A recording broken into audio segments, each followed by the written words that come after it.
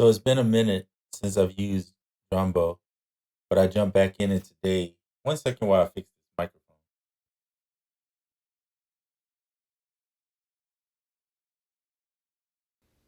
Okay, sorry about that. I had to put the gate on there. I don't want you guys hearing a bunch of extra background noise.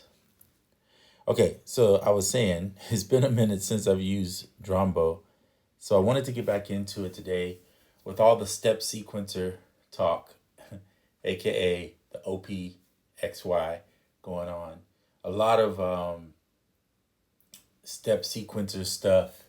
I typically think of Electron and the OPZ, right? Those are the two that stand out in my mind the most as far as being really good. And of course, the XY is going to be just as good, I'm sure, if not better. It's probably going to be a mixture of a combination of both the OPZ as well as the Electron box, plus a little bit of the OP1 field vibes. But also, Drambo is based, as far as I know, off of the electron stuff, right? So this is typically what you see. Of course, if you don't know, if you look down here to the right, you can change it from a keyboard to the pads depending on what you're doing.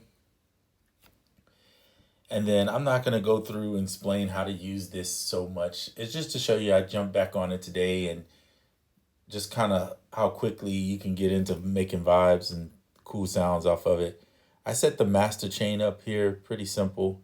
Saturn 2, Barricade, and Haze 2. This is the same stuff I would use in AUM, but I just wanted to show you what that looks like. On one of my returns, I have EOS 2, which is what I used for usually percussion, drums, things of that nature. So here's One Shot, Clef Grand, Shaker, or Shake, I think it's Shaker.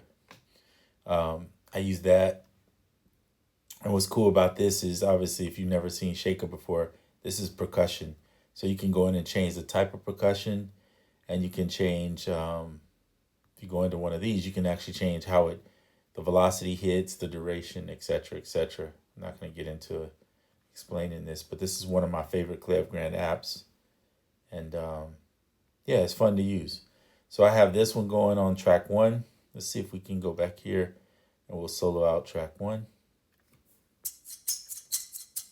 So what I did was I made this little simple 1-bar percussion.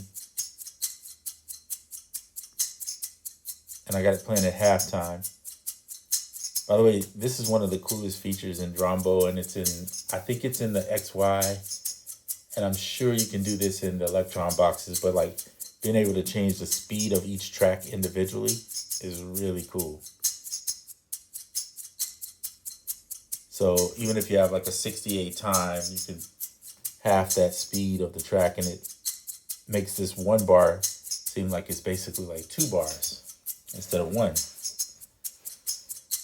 which is really cool. That's one of the unique things I think about step sequencing that kind of got me drawn into it, because I never liked it before. I still am more drawn towards playing something, but the step sequencer components, what it does is it allows you to get some variation in your sound, and it's kind of like that when I use Ableton. I'm always looking for ways to take this one little simple something and expand it and make it sound bigger than what it is. Anyway,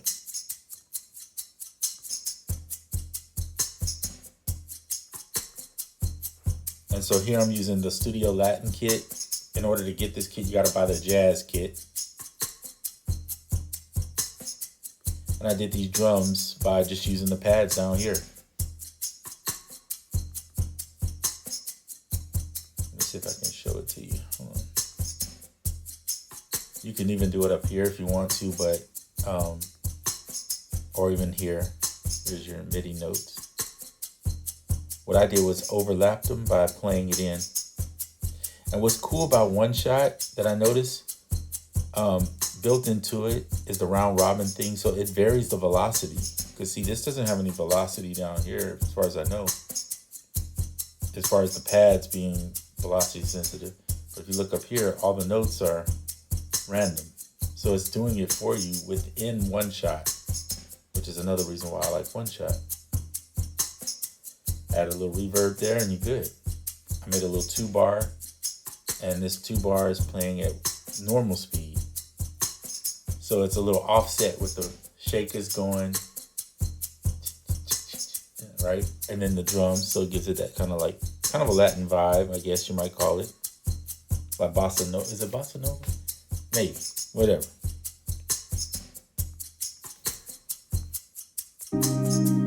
Okay, so let's do this one. So Neo Soul, I'm using pretty much a suitcase, a vintage suitcase in here with a chorus, I think, on there. Call it the cream. And how do I play these chords in? Well, if you do an overlay of tonality, and I've spoke about this app many times, you can use it as a trigger and it triggers in the chords. Now, if you put it inside of here, you can do it, but I find it more difficult. For some reason, it doesn't always trigger right, and it'll still try to play these chords with it. So I just use it as an overlay. And when I mean overlay, obviously you can slide it over here if you want to get rid of it. So I just use it this way, and I play the chords in the way I want to.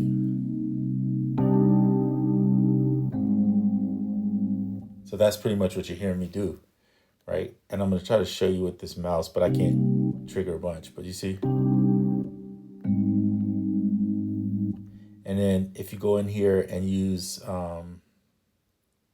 randomized chord velocity, about 50%, it's pretty nice. Then you don't have to worry about it being so stale, right? Because you're just pressing buttons. So really cool, unique feature. Tonality works on your phone. So let's say if you had like the OP Z, which I think does Bluetooth, or the OP, I think the Digitac might have that, as well as the what is it? Now yeah, I think that's what it is. But anyway, you can record in. I use it with Koala too. Sometimes you can record in and get your chords a lot better that way, unless you have a keyboard that you want to play with. But this is no keyboard right here. All right. Well, unless you use this one. All right, going back to this. So there's the chords. So let's listen to chords and the drums. Chords are playing, I believe, at normal speed. Yep.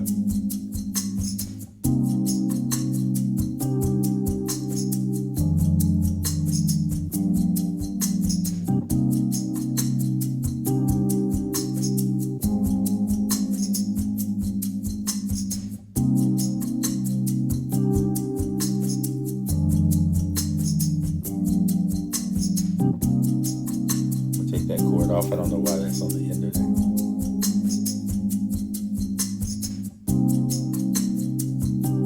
So you can look at each part too, by the way. These are 4 bars, 1, 2, 3, 4. So you could go in and just plug in your chords by pressing down the notes you want here and then dragging them right here for however long. So that's one easy way to do it if you don't want to use tonality. But I'm using tonality because it has the variety of chord ideas that I can pull from, right? Okay, so then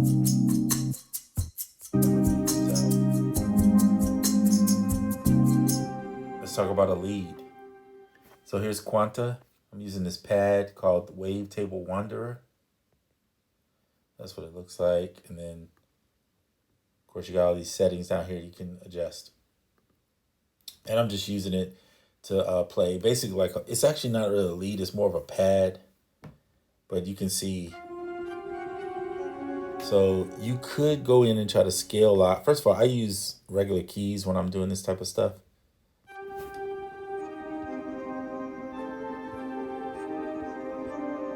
So simple.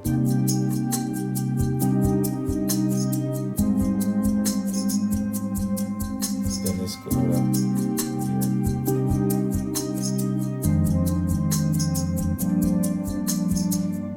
Okay, now how did I know which notes to play? You look back here, you see where this check is, tells me C minor or E flat. Cool. In tonality, you can click right here to scales. And if you plug in which scale you want, you'll see. So I just put C in, right? And here's C natural minor. So now I know the notes that are in the scale.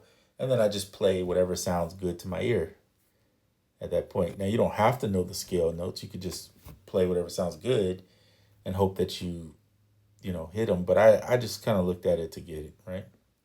I'm going to put a little more reverb on this. So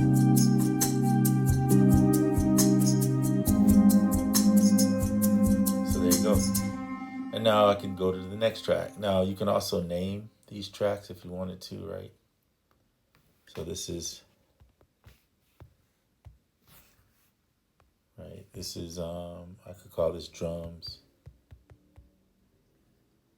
Probably should call this perk. Done there. This is the chords. This is the pad. Boom. And now you can start naming the next track, start working on your next part, which maybe you go in and you want to do a bass. There's different basses. You got Marana by Moog, which is really nice.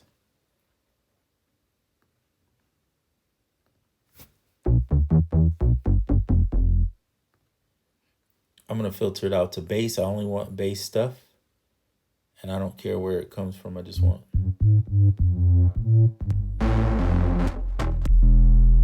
Ooh, that's some trap.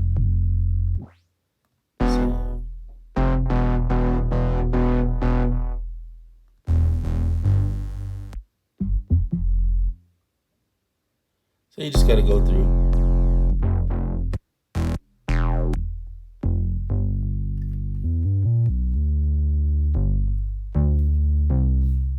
And you might want to play while you're doing this.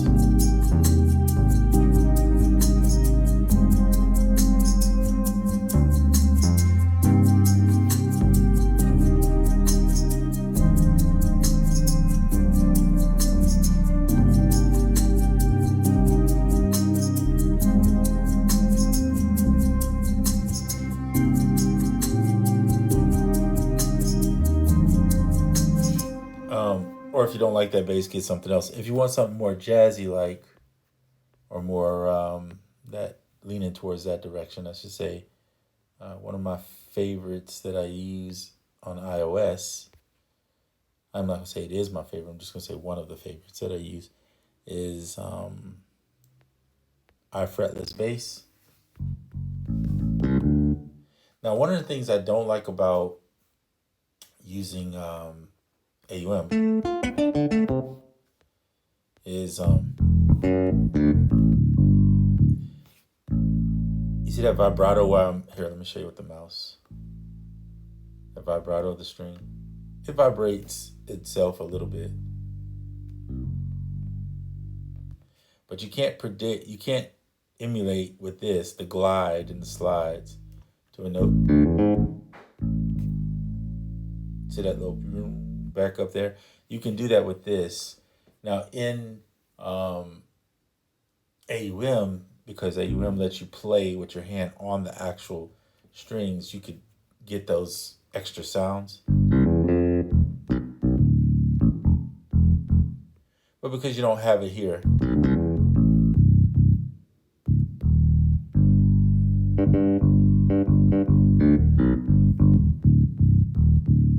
you lose that kind of vibe. So it's whatever you like. So you just.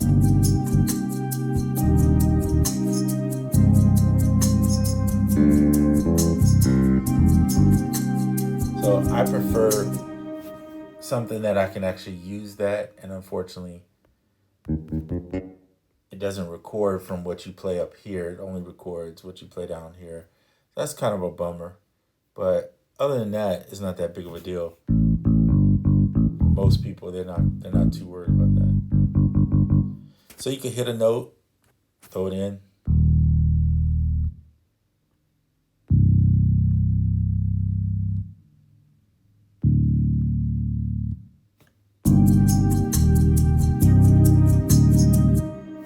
that's what you want to do. Again, I prefer playing it in. So hit that.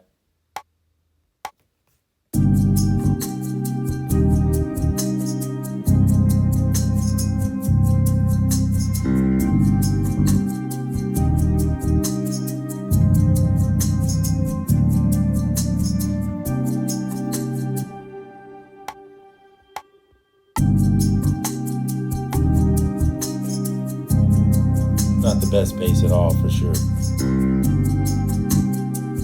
I'm off on notes. But anyway, you get the point. So there's a 4-bar. If you slide your hand across here, like so, you can delete, crop, clear, whatever. Right here. Delete, back to 1. So this is how you change the bars, how many bars, if you want to preset it. If you don't know and you just want to play, just hit record and play and just play to your heart's content. Kind of like if you were using Ableton, right? The little session view or whatever, where you can do the clips. It's kind of that vibe too, okay? So there's different ways around it, depending on what you want. I'm not going to be using this personally. I would probably use something else just because I don't like the way that sounds. But anyway, you get the idea of how you can start from basically using simple stuff like that and build songs in here. It's kind of cool and fun still to do it. I like step sequencing. I want to explore more of taking a sample and using the step sequencer to play different parts, which is really fun. In that particular situation, I typically go towards using like a sampler, like Flexi Sampler. Put a sample in, chop it up, and then just let it play random parts. That can be fun to create. There's also a one-shot sampler, which is right here, right? Just a shot sampler. Put it in, load it in. So that's cool for like drums. And then there's this sampler where you can drop in something and edit the zones to where it's going to play. The other option is you can use Koala in here too, which is kind of fun. So let's say if you have sample chops that you want to play. The only problem in here with Koala is you can't touch Koala's pads with regards to playing it. You have to play it from down here, right? So you have to use these pads as they correspond to Koala. That part, doesn't really impress me much. But this is still fun. And I like to do songs in here sometimes to get ideas together. If I'm kind of bored, I'll jump towards something like this maybe, just to give you a little switch up. Sometimes a switch up can get that creative juices flowing. So anyway, just something to keep in mind. All right, well, that's it for this video. Just wanted to show you Drambo again. It's been a while, like I said, since I used it. And still think it's a valid choice for step sequencing and creating tracks. Is fun. And especially if you want to do like some live play, it can be quite intriguing. It does have, I don't want to know if it's called song mode, but it does have this option to build and copy parts here. See? So you could have scenes, different scenes, and create and stack your scenes if you wanted to play more like a song mode. So this is pretty nice. And you can go down and up. Yeah, so anyway, that's it for this video. Just wanted to talk a little bit about that, and I'll see you on the next one.